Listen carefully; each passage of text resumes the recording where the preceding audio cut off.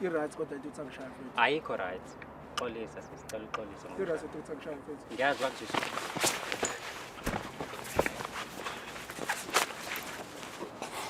Isikole mangifuna ngishaya. Uzobona nesifebe. Uzobona nesifebe. Sifebe wena. Ungayizwa. Sifebe wena uqamba manga. Hlala phansi. Uzobona nesifebe. Tshela wena uqamba manga.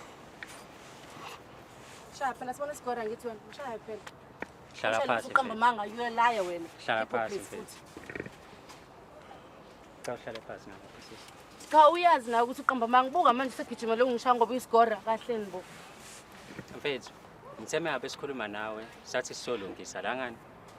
Sithe sizolungisa sizokwakha. And asikwazi ukuthi silungise sakhe while nilwa kanje. Njengamanje uyakushaya usisi yamshaya. Yini ezolunga nini? Yini ezolunga? Akavume nje ukuthi iqiniso yini kuphela. Bese khona cha nje mina ngikhathela manga akavume ukuthi iqiniso yini. Uyazi ukuthi imali wayenzani. Just admit it. Already ukuthi wayenzani imali. Phela uye kuliba ungenza islima every day. Because angazi ufuna ukuprova ini. Imali yami phela yana manje ngithi njani?